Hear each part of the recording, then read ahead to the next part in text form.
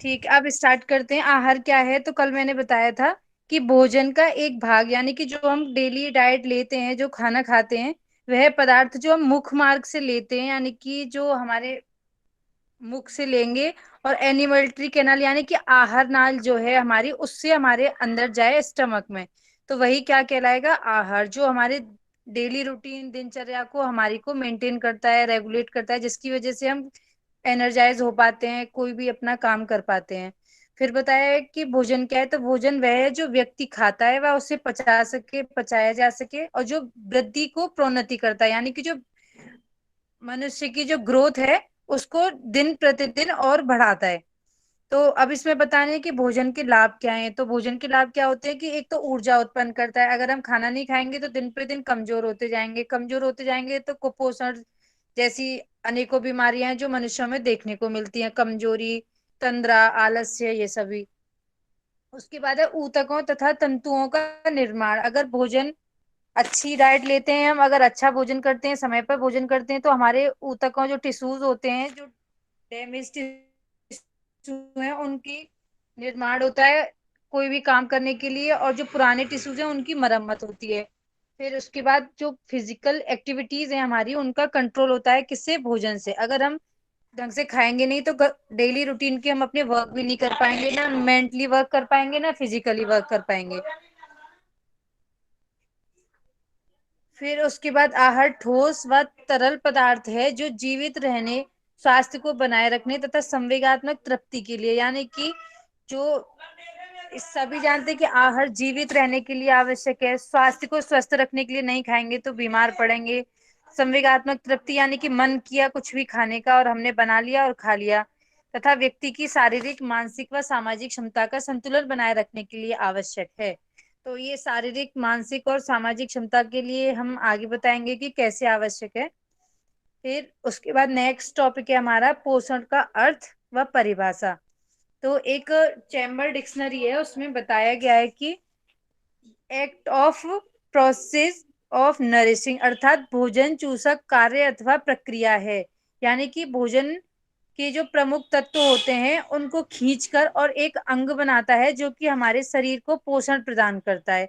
हमारे खाने में हम डिफरेंट डिफरेंट चीजें लेते हैं, और उनमें से कुछ चीजें तो हमारी बॉडी के लिए जो आवश्यक होती हैं वो स्टोर रह जाती हैं, और बाकी की वेस्ट के रूप में एक्सक्रीट हो जाती है हमारी बॉडी से। तो पोषण भी वही है कि कौन सी चीज हमारी बॉडी के लिए इंपॉर्टेंट है वो रह जाएगी, बाकी की वेस्ट हो जाएगी, यानी कि एक्सक्रीट हो जाएगी। फिर उसमें है कि पोषण भोजन, पोषक तत्वों अथवा उसमें पाए जाने वाले अन्य तत्वों के कार्य, उनके आपस में संबंध तथा स्वास्थ्य एवं बीमारी के संबंध में संतुलन। यानी कि इस पूरी डेफिनेशन का मतलब है कि पोषण जो होता है वो हमारे, जिसमें 6 मेन न्यूट्रिएंट्स बताए गए हैं, कार्बोहाइड्रेट, प्रोटीन, खनिज, लवण, वसा, ये सभी को पूरी करे, एक तो वह पोषण होगा। दूसरा, जो हमारी बीमारी से संबंधित हो, अगर किसी को मान लीजिए कि लूज मोशन की प्रॉब्लम है, अगर उसको मिर्च वाला ही खाना देते जाएंगे तो वो उसको प्रॉब्लम करेगा, तो उसके लिए हल्की डाइट देंगे, एकदम जैसे कि खिचड़ी देना, उसको दलिया देना, बिल्कुल मिर्च का खाना नहीं देंगे हम उसको, और कोई भी हैवी डाइट जो चिकनी हो वो भी नहीं देंगे। तो इन सब चीजों का आपस में हम एक संबंध बिठाएंगे जो उसके स्वास्थ्य के लिए सही रहे, और उसकी बीमारी के साथ संतुलन बना सके, और जो व्यक्ति उसको पचा सके। अगर वो उस बीमारी में उसको पचा पाएगा तो वो उसको एब्जॉर्व भी ढंग से कर पाएगा। अगर एब्जॉर्व होगी तो वो आगे की बाकी के जो सिस्टम्स हैं हमारी बॉडी के लिए, उनके लिए भी यूजफुल वर्क करेगी। उसके बाद नेक्स्ट आते हैं हम कि पोषण की 3 अवस्थाएं बताई गई हैं, जिनमें सबसे पहला होता है सुपोषण, दूसरा होता है कुपोषण।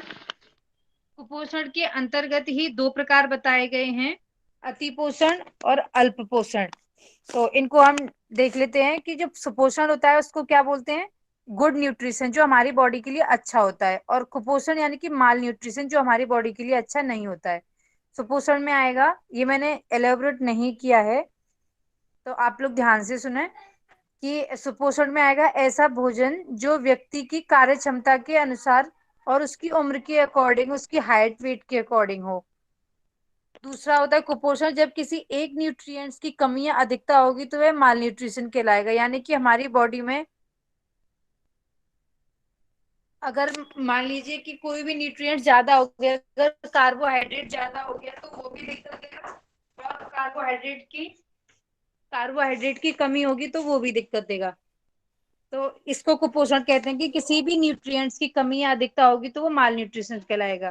फिर यह दो प्रकार का होता है, ओवर न्यूट्रिशन और अंडर न्यूट्रिशन। तो इसमें ओवर न्यूट्रिशन में आएगा जब किसी न्यूट्रिएंट की बॉडी में अधिकता होती है। जैसे कि अगर हमारी बॉडी में प्रोटीन ज्यादा होगा तो क्या होगा, जॉइंट्स पेन स्टार्ट होगा। कार्बोहाइड्रेट की मात्रा अगर ज्यादा है बॉडी में तो डायबिटीज जैसी समस्या होगी।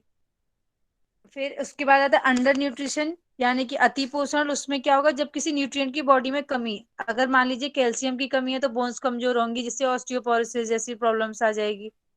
अगर विटामिन की कमी होगी तो डिफरेंट डिफरेंट टाइप्स की, जैसे आंखों की कमी, जैसे कि बेरी बेरी, स्कर्वी, घेंगा, बहुत सारी ये जो प्रॉब्लम है ये बॉडी में देखने को मिलेंगे। तो इसलिए हमें अपनी आहार ऐसा लेना है जो हमारी बॉडी को पोषण दे, पोषित करे और फलित करे हमारी बॉडी को, ना कि हमें हार्म पहुंचाए।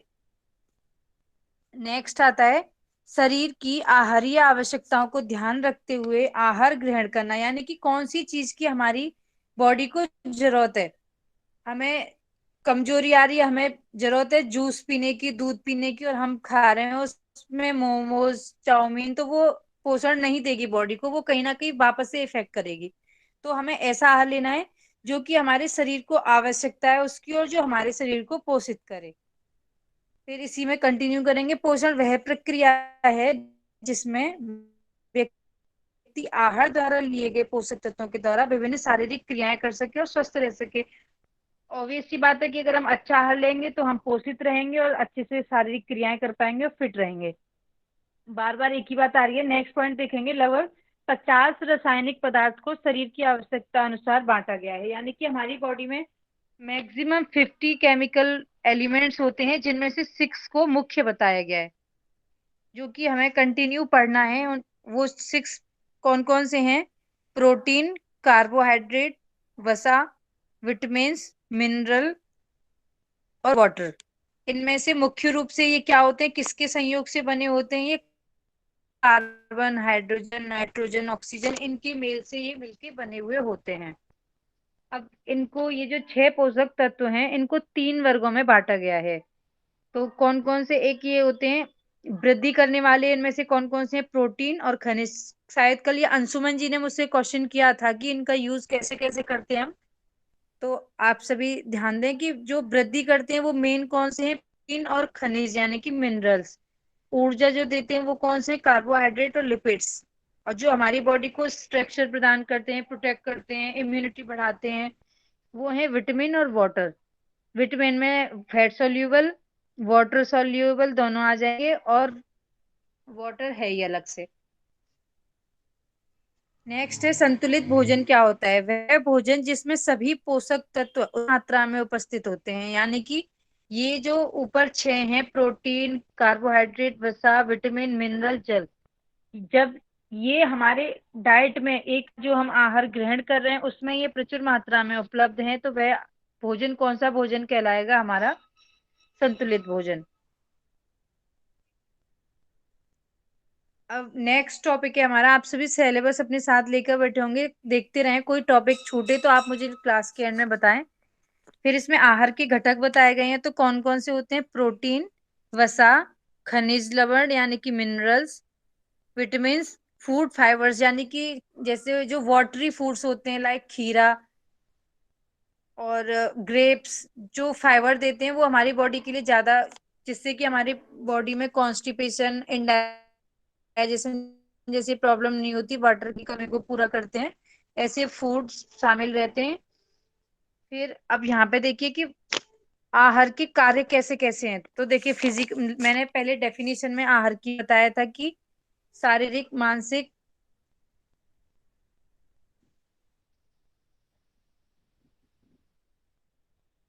देखिए मैंने यहाँ स्टार्टिंग में बताया था कि व्यक्ति की शारीरिक, मानसिक और सामाजिक क्षमता का संतुलन बनाए रखने के लिए आवश्यक है।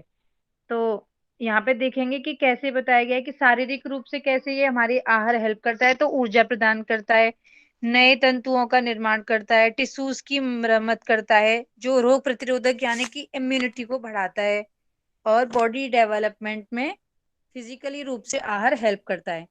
उसके बाद मनोवैज्ञानिक रूप में क्या आता है कि मन को शांति मिलती है। अगर हमारा भूख है और हमने हमारी पसंद की कोई चीज मिल जाए तो हमें मन को शांति मिलेगी।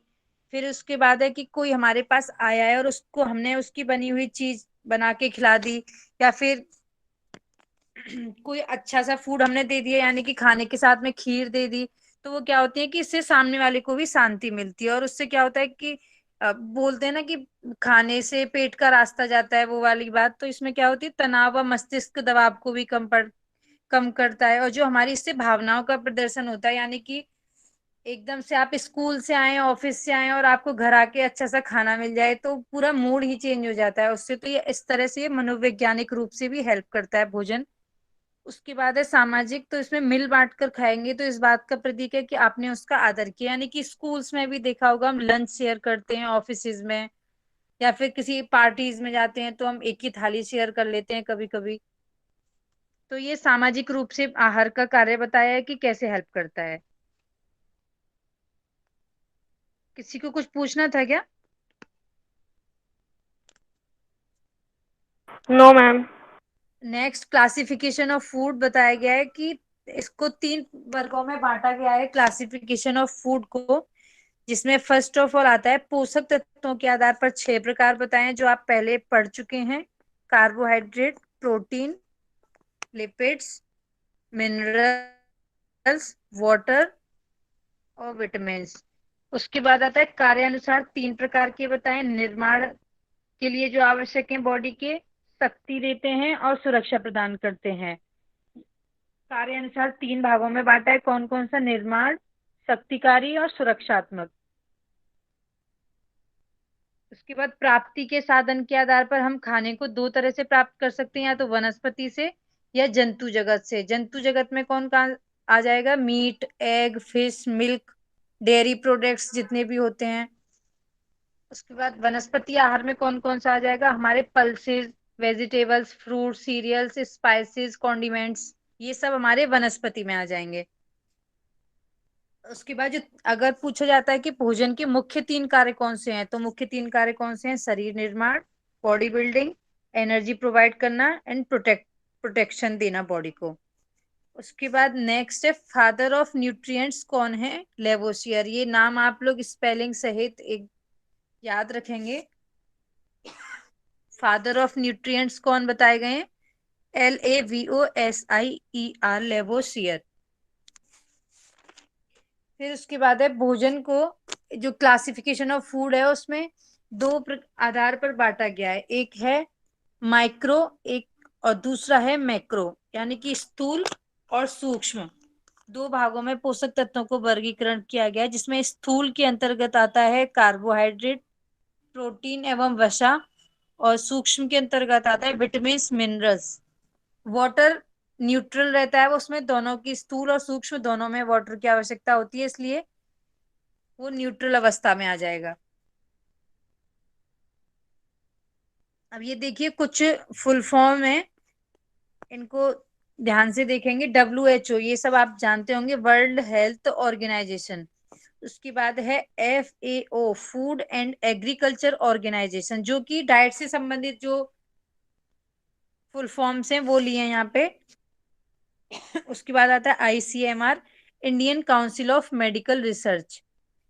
Next UNICEF, United Nations of International Children's Emergency fund.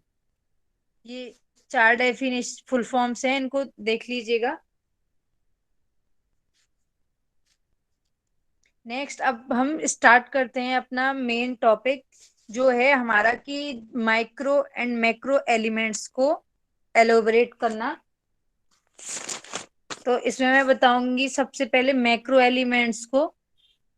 Carbohydrate, तो कार्बोहाइड्रेट आप सभी जानते ही होंगे, डेली आहार में आप सभी लेते ही हैं, अगर नहीं पता हो तो आज से आप लोग जब डाइट लेंगे अपनी तो ध्यान रखेंगे कि कौन सी कार्बोहाइड्रेट है, कौन प्रोटीन, कौन वसा। तो ये क्या करता है, कार्बोहाइड्रेट शरीर को ऊर्जा प्रदान करता है। उसके बाद कार्बोहाइड्रेट के डाइजेशन के बाद जो लास्ट प्रोडक्ट बनता है, जिसे क्या कहते हैं, ग्लूकोज कहते हैं। फिर उसके बाद जो डेली रिक्वायरमेंट जो इसकी बताई गई है एडल्ट्स में, 100 ग्राम पर डे, 100 ग्राम प्रतिदिन लेनी है। ना वो हमारी बॉडी में ज्यादा होगी, ना हमारी बॉडी में वो कम होगी। फिर उसके बाद बताया गया है कि जब हम 1 ग्राम कार्बोहाइड्रेट लेंगे तो उससे हमें कितनी कैलोरी मिलेगी, 4.1 kg कैलोरी एनर्जी मिलती है हमें। फिर ये सारे मुख्य मुख्य बिंदु हैं जो लिखे गए हैं, तो आप सभी ध्यान से सुने और ध्यान से पढ़ें। फिर उसके बाद सोर्सेज देखिए कौन कौन से हैं इसमें। शुगर सोर्सेज में कौन सा आ जाएगा, गुड़, मिठाई, जैम, जेली, गन्ना, चीनी। स्टार्च में कौन कौन सा, अनाज, शकरकंद, आलू, और जितने भी अनाज है इसमें, चावल, बाजरा, जौ, जितने भी हैं वो सब हमारे कार्बोहाइड्रेट के अंतर्गत आते हैं। फिर एनिमल्स से हमें कौन सा कार्बोहाइड्रेट मिलता है, मिल्क, लिवर,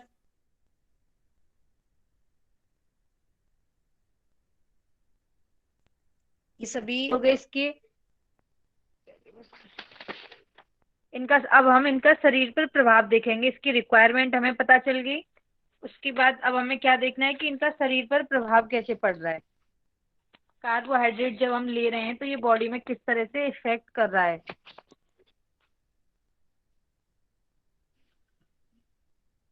तो सबसे पहले ये एनर्जी प्रोवाइड कर रहा है बॉडी में।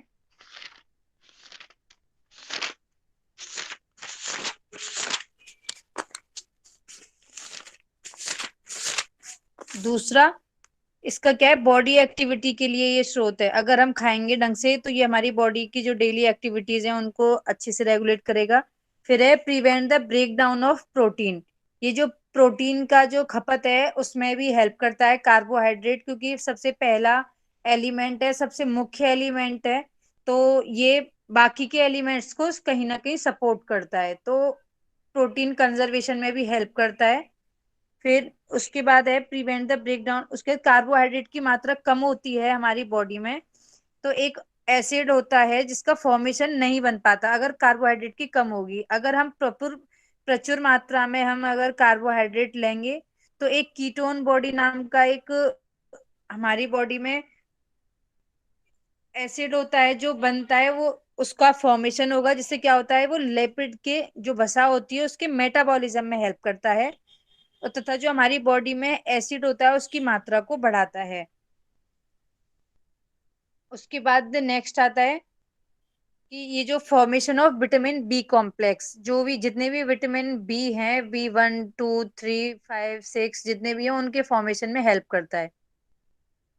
जैसे आप देखेंगे जो लैक्टोज है जिसका डाइजेशन लॉन्ग टाइम तक नहीं होता, तो क्या करता है, ये आंतों में जाके हमारी में हो जाता है, तो आंतों में जो देखा होगा कि आंतें गलने लग जाती हैं, क्योंकि कार्बोहाइड्रेट वहां जमा रह गया, तो उसका अच्छे से आगे परिवहन नहीं हुआ, ट्रांसपोर्ट नहीं हुआ, वो बाकी के इंटेस्टाइन में, पूरी लार्ज इंटेस्टाइन में होके जाके स्टूल के रूप में वो बाहर नहीं निकला, तो वेस्ट क्या हुआ, वहीं की वहीं बनता रहा। तो क्या होता है कि ई कोलाई बैक्टीरिया होता है जो पनपता है, उसके अंदर जो विटामिन B12 और के निर्माण में हेल्प करता है। तो जो कार्बोहाइड्रेट है वो इनके फॉर्मेशन में हेल्प करता है, इकोलाई बैक्टीरिया के फॉर्मेशन में, ताकि कि विटामिन B12 और के का फॉर्मेशन हो सके।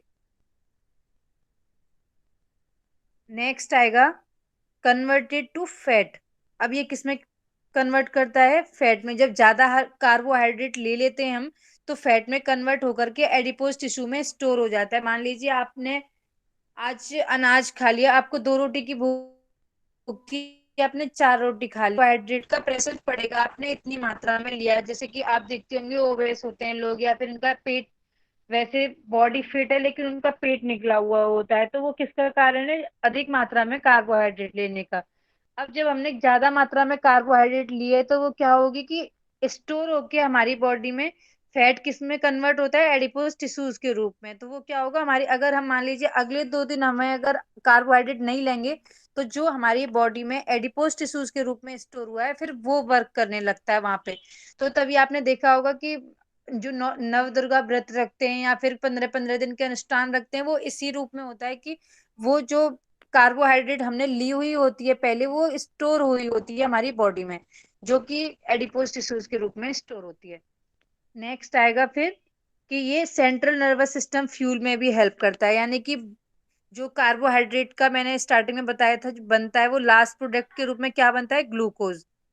तो जो ब्रेन के लिए हमारे के लिए क्या मेन सोर्स है, ग्लूकोज मेन सोर्स है। अगर हमारी बॉडी में ग्लूकोज की कमी होगी तो ब्रेन ठीक से काम नहीं करेगा, और क्योंकि जो ब्रेन की नर्व्स हैं वो कहीं ना कहीं ग्लूकोज की हेल्प से वर्क कर रही होती हैं। अगर ग्लूकोज की कमी होगी अगर हमारे माइंड में ही, तो हमारी जो माइंड की नसेज हैं वो ब्लॉक हो जाएंगी, वो उनमें सर्कुलेशन रुक जाएगा। उसके बाद है remove axis cholesterol from the body. वो क्या होता है, जो सेल्यूलोज के फाइबर्स होते हैं वो किसको हटाते हैं, हमारी बॉडी में जो एक्स्ट्रा। के बाद आएगा रेगुलेट बॉडी ग्लूकोज। अगर कार्बोहाइड्रेट लेते रहेंगे तो लास्ट प्रोडक्ट जो है ग्लूकोज, उसका फॉर्मेशन अच्छी तरह से हमारी बॉडी में होगा। फिर उसके बाद आएगा कि अब इनसे बताया गया है कि कौन कौन सी डिसीज हो सकती है अगर हमारी बॉडी में अगर एक्सिस मात्रा में अगर कार्बोहाइड्रेट चला जाता है, तो उसकी कमी से हमारी बॉडी में क्या होगा, हाइपरग्लाइसीमिया, यानी कि बॉडी में ग्लूकोज की मात्रा अधिक हो जाएगी। और अगर फिर दूसरा ओबेसिटी देखी होगी आपने, मोटापे का शिकार होना, डेंटल कैरीज यानी कि दांतों में गड्ढा होगा, कीड़ा लग जाना दांतों में, ये सब सुना होगा आपने, ये सारी दिक्कत, हाई ब्लड प्रेशर जैसी समस्या। अगर ओवेस है तो ऑब्वियसली इंसान को हाई ब्लड प्रेशर की प्रॉब्लम होगी। उसके बाद डेफिशिएंसी डिसऑर्डर में आएगा हाइपोग्लाइसीमिया, यानी कि ग्लूकोज की इसमें कमी हो जाएगी, और ग्लूकोज की कमी होगी बॉडी में तो वीकनेस आती है, चक्कर आते हैं, वॉमिटिंग जैसी सेंसेशन होने लगती है, हेडेक होता है, थकान महसूस होती है। ये सारी दिक्कत हमें देखने को मिलेंगी। ये इसका था कार्बोहाइड्रेट का, हमने एक टॉपिक यहाँ पे कंप्लीट किया। सबसे स्टार्टिंग में देखते हैं कि डेफिनेशन बताई गई थी आहार की, फिर उसके बाद में पोषण की डेफिनेशन बताई गई, फिर हमारी बॉडी में पोषण की अवस्थाएं कितनी है वो बताई गई, फिर कौन कौन से हमारी बॉडी में न्यूट्रिएंट्स हैं, तो प्रोटीन, कार्बोहाइड्रेट, वसा, विटामिन, मिनरल, वाटर। फिर इनका भी 3 आधार पर वर्गीकरण किया है कि जो वृद्धि करते हैं वो अलग हैं, ऊर्जा देते हैं वो अलग, और संरचना देते हैं वो अलग। और इन तीनों का ये तीनों किस में ज्यादातर हेल्प करते हैं, इम्यूनिटी बढ़ाने में। फिर बैलेंस डाइट बताइए क्या होती है, कि वह भोजन जिसमें सभी पोषक तत्व प्रचुर मात्रा में रहते हैं। फिर आहार के घटक बता दिए कौन कौन से हैं। फिर आहार के कार्य बताएं कि शारीरिक, मानसिक, सॉरी मानसिक नहीं, मनोवैज्ञानिक और सामाजिक कार्य कौन कौन से हैं। फिर क्लासिफिकेशन ऑफ फूड 3 आधार पर बता दिया है, उनकी भी डिफरेंट डिफरेंट टाइप्स हैं। भोजन के 3 प्रमुख कार्य हैं, शरीर निर्माण, ऊर्जा प्रदान और protection. Father of nutrients Lavoisier बताए हैं। पोषक तत्वों को 2 भागों में बांट दिया, एक माइक्रो एक मैक्रो। मैम ये लेवोसियर जो आप बता रहे हो ये होता क्या है वैसे? कौन सा? ये लेवोसियर जो आप बता रहे हो ना, ये क्या कह रहे हैं? लेवोसियर आप मैम बता रहे फादर हो ऑफ न्यूट्रिएंट्स पूछ रहे हैं वो, लेवेसियर आपने बताया ना, फादर ऑफ न्यूट्रिएंट्स। ठीक है, ना? जी नाम है, जी आपका नाम होगा। जनक है मनोज जी, ये उनके जनक हैं न्यूट्रिएंट्स के जनक हैं। जी जिसमें जी जी, ठीक ठीक ठीक, जी बिल्कुल हाँ जी। समझ। कार्बोहाइड्रेट का बॉडी में कैसे यूज है, उसकी डेली रिक्वायरमेंट, कितनी एनर्जी प्रोवाइड होगी, उसके मेन सोर्सेज, बॉडी में बायोमेडिकल इंपॉर्टेंस कैसे कैसे है, उसकी केमिकली रिएक्शन कैसे होती है बॉडी में, ये बताया गया है। फिर अगर अधिकता होगी तो कौन सी समस्या हो सकती है, और डेफिशिएंसी होगी तो कौन सी समस्या हो सकती है। इतना हमारा कार्बोहाइड्रेट। और थोड़ा सा प्रोटीन का भी इंट्रोडक्शन कर लेते हैं, अभी हमारे पास टाइम है। तो प्रोटीन का कौन सा मुख्य मैम क्वेश्चन पूछ सकते हैं अभी? हाँ पूछिए। मैम वो जो सोर्सेज के आगे उसमें लिखा हुआ है, एनिमल्स के आगे मिल्क लिखा हुआ है, और जो लीवर का लिखा है उसका क्या है, मतलब मतलब लीवर का क्या है उसमें, वो नहीं समझ में आया मेरे को।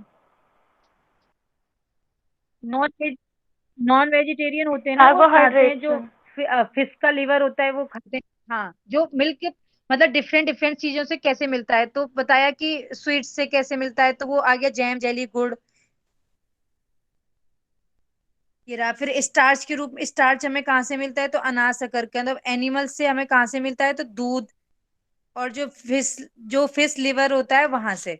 मांस बोलते हैं ना जिसे मतलब कार्बोहाइड्रेट जो है वो शुगर से मिलता है हमें, शुगर के अंदर वो पॉइंट्स बता दिए। फिर स्टार्च में भी वो होता है कार्बोहाइड्रेट, जिसके अंदर अनाज, शकरकंद और आलू हो गया।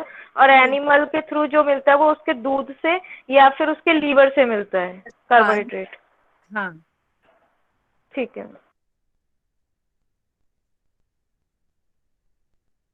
प्रोटीन का देख लीजिए। प्रोटीन का मुख्य कार्य हमारी बॉडी में क्या रहता है कि ग्रोथ एंड रिपेयर, किसकी, जो सेल्स और टिश्यूज हैं उनकी, जो डैमेज हो जाते हैं। कहते हैं ना जब बाल झड़ने लगते हैं तो कहते हैं कि बालों के टिश्यूज कमजोर हो गए हैं। या फिर स्किन की सेल्स, डर्मेटाइटिस वगैरह जब प्रॉब्लम दिखती है तो कहते हैं कि आपकी स्किन के सेल्स जो हैं वो कम हो रहे हैं। तो ये सब समस्या होती है, तो प्रोटीन इनटेक करने से वो क्या होता है, वो रिपेयर होता है। फिर बताया गया कि ग्राम प्रोटीन से 4.1 केजी कैलोरी हमें प्रोवाइड होती है। 1 ग्राम प्रोटीन से 1 केजी कैलोरी। फिर जैसे कार्बोहाइड्रेट की लास्ट डाइजेशन से लास्ट प्रोडक्ट ग्लूकोज आ रहा था, ठीक उसी प्रकार जब प्रोटीन का डाइजेशन होगा तो एक अंतिम उत्पाद मिलेगा हमें, उसे क्या कहेंगे, अमीनो एसिड। और इसका जो डेली रिक्वायरमेंट है प्रोटीन का, वो हमारी बॉडी में बताया गया है 1 ग्राम, 1 किलोग्राम पे प्रति ग्राम, जो हमें डेली रिक्वायरमेंट होती है वो केजी कैलोरी। फिर जो इसके सोर्सेज हैं ये तो सब आप जानते होंगे। प्लांट सोर्स कौन कौन से होते हैं, पल्सेस, जितनी भी दालें आएंगी हमारी, वो जो इसका रिच सोर्स है वो पल्सेस ही होंगी विद प्रोटीन का। उसके बाद नट्स, यानी कि जो मूंगफली होती है, कच्ची मूंगफली वो। सोयाबीन जो होती है, न्यूट्री जो आती है, न्यूट्रीला, वो भी इसी के अंतर्गत आएगा। जितने भी ड्राई फ्रूट्स हैं वो भी प्रोटीन के रिच सोर्स हैं। फिर मिल्क में क्या आएगा, मिल्क, मीट, एग, फिश, ये सभी किसके सोर्सेज रहेंगे, प्रोटीन के।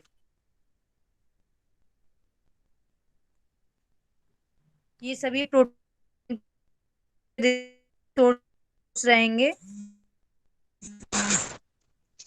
इसमें आप देखेंगे कि असेंशियल और नॉन असेंशियल आगे इसमें बताया जाएगा। दीदी थोड़ी देर देखो, फोन कर लेना दीदी, थोड़ी देर देखो। असेंशियल और नॉन असेंशियल दो में बांटा गया है इनको, प्रोटीन को। तो ये हम कल पढ़ेंगे। अभी आज के लिए बस इतना ही। बाकी किसी की कोई क्वेरी हो तो आप पूछ सकते हैं।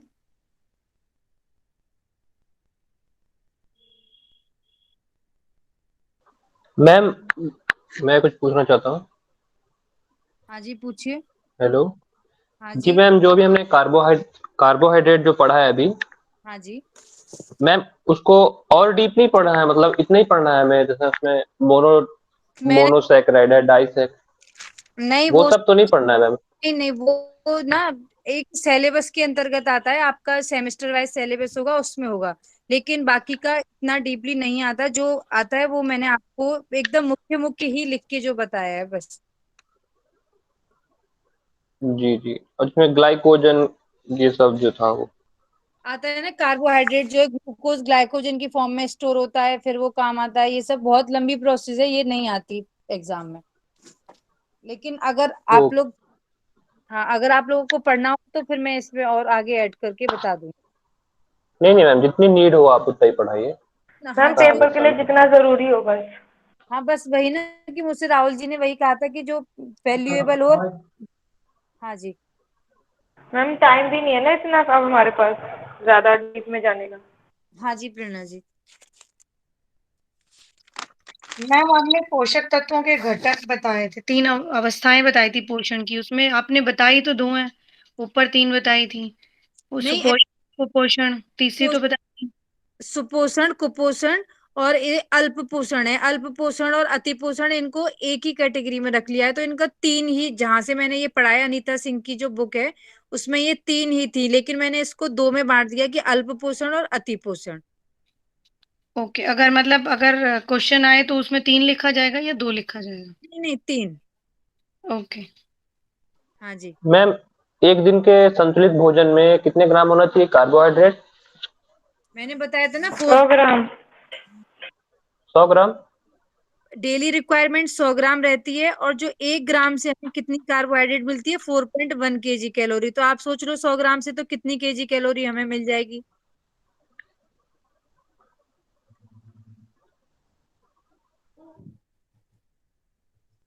हेलो। जी जी मैम, मतलब समझ गया मैं।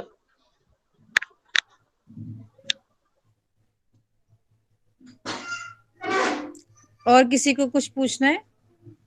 क्लास मैम, ठीक थी?